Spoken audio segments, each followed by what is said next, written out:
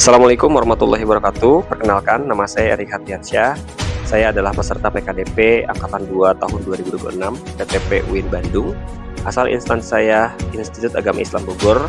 Di sini saya akan menampilkan video pembelajaran mata kuliah hukum acara pidana, materi tentang sistem peradilan pidana dan peran fungsi aparat penegak hukum. Selamat menyaksikan.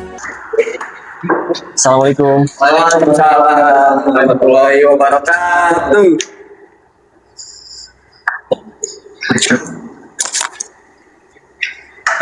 Alhamdulillah, hari ini kita bisa berjumpa kembali, bisa bertatap muka di pertemuan kedua ya.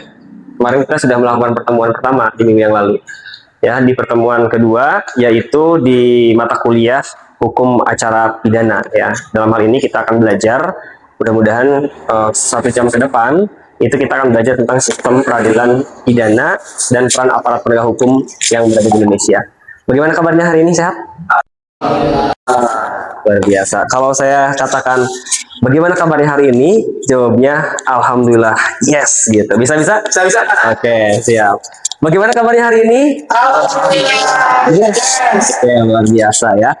Oke, jadi siapa yang masih ingat minggu yang lalu kita belajar tentang apa? Ada yang masih ingat? Tentang sistem hukum, tentang hukum. Masih ingat ya? Ada yang masih ingat gak hukum itu apa? Siapa? Ajis, silahkan Ajis. Apa itu hukum? Baik Pak, untuk hukum yaitu suatu peraturan yang dibuat oleh pemerintah, yaitu yang dibuat oleh lembaga legislasi, lalu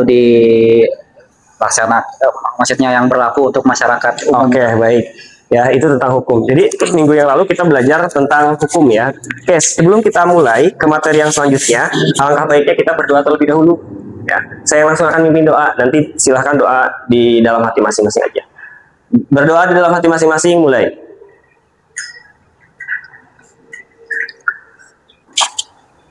Berdoa selesai. Oke, baik. Saya akan menjelaskan terlebih dahulu tentang capaian dan tujuan pembelajaran. Di mana setiap mata kuliah, setiap pembahasan itu harus ada capaiannya terlebih dahulu. Jadi, mahasiswa itu harus dapat apa sih? Mahasiswa itu harus mampu apa sih dalam setiap pembahasan? Jadi gitu ya. Makanya saya hari ini akan coba menyampaikan dulu. Kira-kira ketika kita belajar tentang sistem peradilan pidana yang ada di Indonesia, itu capaian pembelajaran itu apa saja? Yang pertama, CPMK-nya, capaian pembelajaran mata kuliahnya itu yang pertama, bukan yang pertamanya, memang ini adalah capaiannya. Mahasiswa itu mampu memahami mekanisme penyelesaian perkara pidana. Jadi setelah belajar ini, kalian semuanya itu harus mampu memahami mekanisme penyelesaian perkara pidana ya dalam sistem peradilan pidana berdasarkan ketentuan hukum yang berlaku. Nah, tujuan pembelajarannya yang pertama itu menjelaskan sistem peradilan pidana. Jadi di sana memahami tentang pengertian, tentang unsur-unsur ya, tentang komponen dan sistem peradilan pidana di Indonesia. Terus yang kedua, itu menjelaskan peran aparat penegak hukum. Jadi setelah belajar ini, kalian semuanya tuh harus bisa menjelaskan di luar, kira-kira aparat penegak hukum itu tujuannya apa saja sih? Mereka tuh kira-kira dibentuk ya oleh negaranya untuk apa gitu. Ya, mulai dari nanti penegak hukum itu ada apa saja dan tugasnya apa saja. Nah, mudah-mudahan setelah beres kuliah itu bisa dijelaskan oleh kalian semuanya. Yang ketiga, menjelaskan hubungan antara penegak hukum. Jadi hubungannya apa saja? Misalkan di sini menjelaskan keterkaitan peran setiap aparat penegak hukum dalam proses penanganan perkara pidana secara sistematis gitu. Antara misalkan ada polisi ya, ada jaksa, ada hakim, terus ada advokat. Kira-kira saling berkaitan tuh gimana sih kaitannya? Oke, kita akan lanjutkan. Sebelum kita lebih lanjut membahas tentang sistem ya peradilan pidana Indonesia, juga membahas tentang peran atau fungsi dari penegak hukum yang ada di sistem peradilan pidana. Saya pengen tahu dulu kira-kira apa kata yang pertama yang terlintas ketika kalian itu mendengar tentang sistem peradilan pidana. Yang terlintas dalam otak tuh apa kira-kira? Ya, boleh kalian jawab, jangan diungkapkan. Silahkan di-scan. Ini saya ada saya pakai Mentimeter. Nanti kalian coba scan di handphone, pakai Google Lens. Setelah itu kalian jawab. Di situ ada 2 yang harus dimasukkan, ada 2 kata. Kira-kira kalau kalian mendengar sistem peradilan pidana, apa tuh yang ada di benak pikiran? Silahkan ditulis di sana. Boleh di-scan dulu.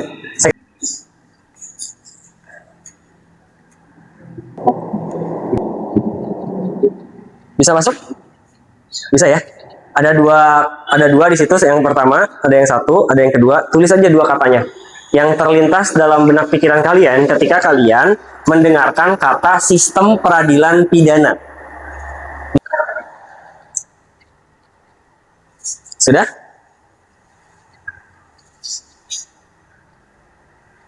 Ada yang masih mengisi? Sudah ya? Oke, baik. Kalau sudah, kita akan coba cek. Nanti saya akan masuk, kita akan cek kenapa. Oke. Ini ya, ini nggak bisa dibesarin ya. Coba saya besarin dulu. Nah, nggak bisa. Oke, baik. Ini adalah jawaban kalian yang tadi sudah dimasukkan di handphone kalian. Di sini ada proses hukum di Indonesia. Kenapa yang paling besar? Terus ada pengadilan, ada hukum. Ini yang kecil-kecil kenapa? Nah, karena yang jawab paling besar, yang paling banyak itu berarti yang jawabnya ini sama pengadilan 2. Jadi ada di antara kalian yang jawabnya sama. Iya, ya. Jadi bukan cie ya. Bisa. Kalau samanya sama laki-laki kan nggak cie. Ya. Kalau sama dengan sama laki-laki dan perempuan sama, nah itu bisa jadi ya. Bisa dicie gitu kan. Oke, di sini nih proses hukum di Indonesia ini berarti ada yang jawab lebih dari satu. Yang jawab pengadilan ini juga bisa jawab lebih satu. Ya. Siapa yang mau berkomentar? Kenapa jawab pengadilan? Ada? Yang jawab kenapa itu pengadilan? Kenapa yang terlintas dalam sistem peradilan pidana itu yang terlintas dalam otaknya pengadilan? Kenapa? Penentuan hukum. Oke, makanya dijawab pengadilan. Jadi sistem sistem peradilan pidana berarti masuknya ke pengadilan dalam otak, gitu ya. Ada lagi nggak? Ada lagi nggak? Kenapa jawab hukum? Kenapa jawab proses? Kenapa jawab proses hukum di Indonesia? Ada? Silahkan.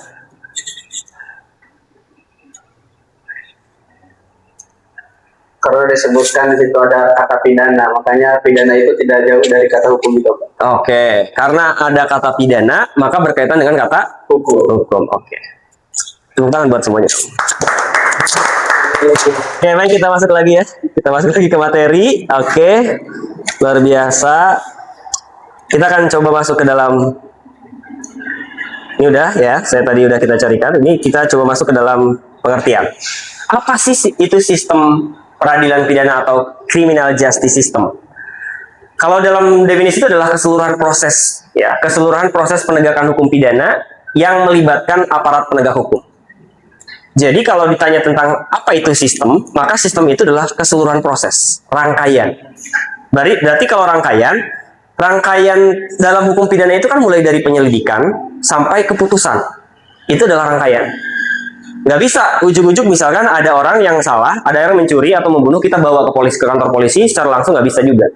Karena harus ada apa? Harus diselidiki dulu. Ada penyelidikan, ada penyidikan, ada penuntutan, baru setelah itu ada putusan. Yang diputuskan oleh hakim bersalah atau tidak. Maka ada beberapa prinsip. Makanya kenapa ada prinsip praduga tak bersalah?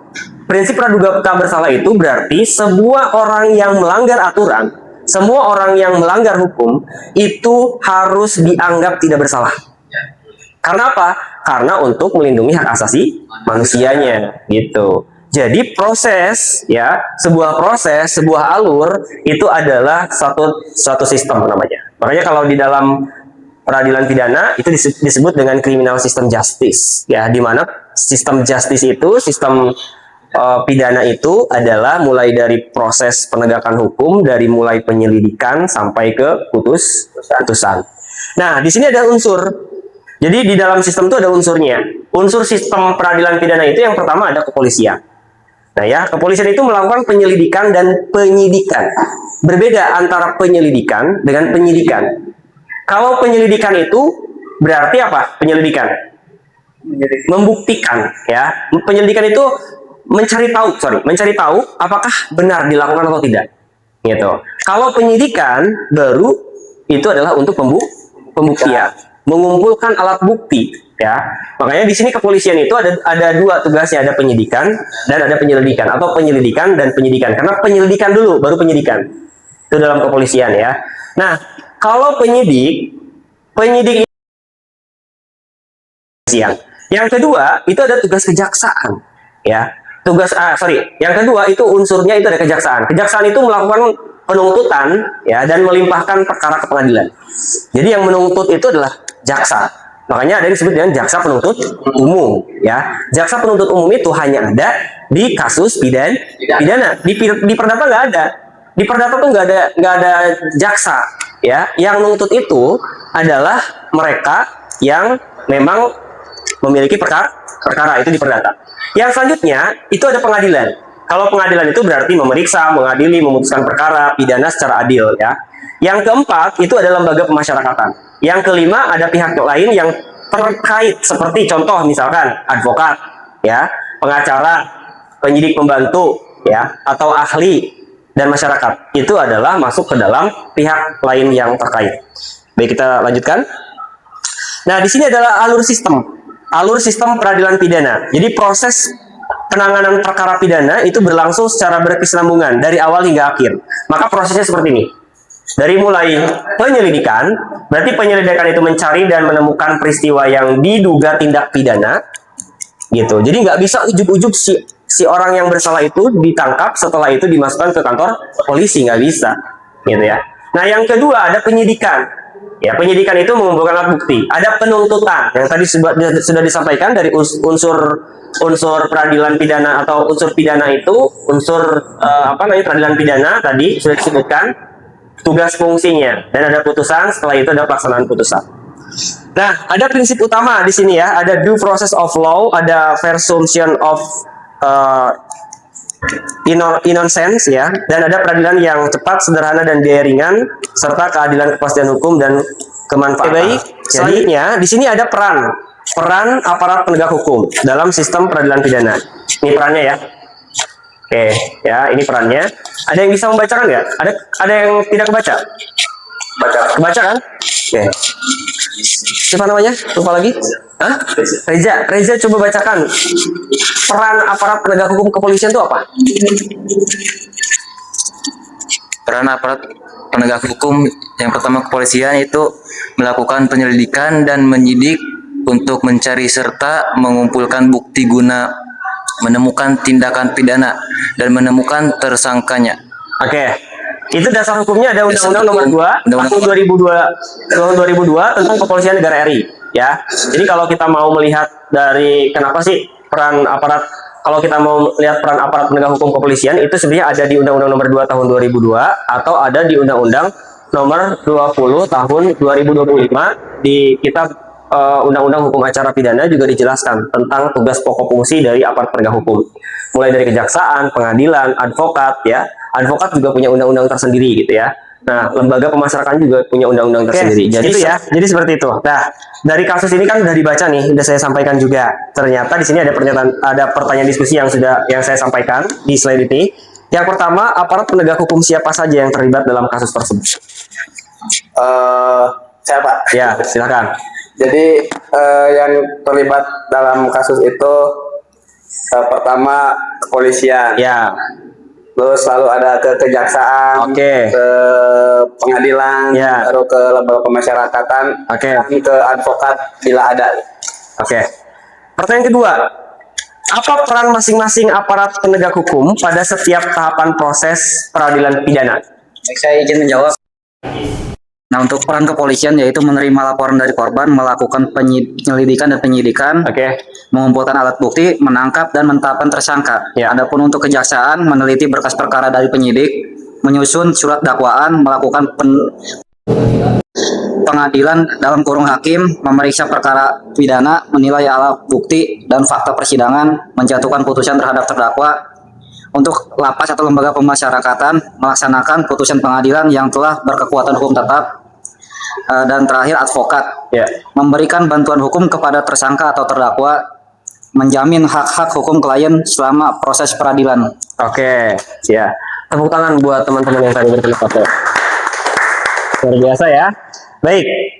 Ini saya kan udah di penghujung udah di penghujung slide. Di sini ada rangkuman dan penutup ya. Ini adalah kesimpulannya. Ini poin-poin penting. Di mana poin-poin penting itu yang pertama, sistem peradilan pidana itu adalah satu kesatuan proses penegakan hukum yang melibatkan aparat penegak hukum secara secara terpadu ya. Di sini ada setiap aparat penegak hukum itu harus memiliki ya peran ya, kewenangan dan tanggung jawab yang berbeda namun saling terkait. Prosesnya mulai dari penyelidikan, penyidikan, penuntutan, persidangan, putusan dan pelaksanaan putusan. Terus ada tujuan utama sistem peradilan, setelah itu ada sinergi dan koordinasi antara aparat penegak hukum. Yang ini sebenarnya sama dengan kaitan antara penegak hukum satu dengan para aparat penegak hukum yang selanjutnya. Nah, kita kan udah belajar nih dari awalnya tadi ya sampai akhir. Tentunya dong kalian bisa ada yang didapat dong. Gitu. Apa sih kira-kira apa saja yang didapat dari proses pembelajaran ini? Saya pengen ada satu orang yang merefleksi ya. Pertanyaan refleksi adalah bagaimana pendapat Anda tentang sistem peradilan pidana setelah pembelajaran ini? Silakan. Setelah mengikuti pembelajaran hari ini, saya memahami bahwa sistem peradilan pidana merupakan suatu sistem yang melibatkan beberapa lembaga penegak hukum yang bekerja secara terpadu, mulai dari kepolisian, kejaksaan, pengadilan, hingga lembaga pemasyarakatan. Saya juga memahami bahwa setiap lembaga memiliki fungsi dan kewenangan yang berbeda, tetapi saling berkaitan dalam mewujudkan penegak hukum yang adil. Oke, baik. Tepuk tangan dong, Teresa. Oke, itu ya yang bisa kita pelajari hari ini. Alhamdulillah, terima kasih saya ucapkan sistem peradilan pidana dan peran aparat penegak hukum ya. Insya Allah minggu depan kita akan kembali lagi di pembahasan yang selanjutnya. Mudah-mudahan kita bisa diskusi dan bisa kita menggunakan metode pembelajaran yang lain supaya apa yang disampaikan oleh para dosen atau yang disampaikan oleh saya pribadi itu bisa nyampe ke kalian semuanya. Itu saja mungkin yang dapat saya sampaikan. Terima kasih atas perhatiannya. Mohon maaf kurang lebihnya. Assalamualaikum warahmatullahi wabarakatuh.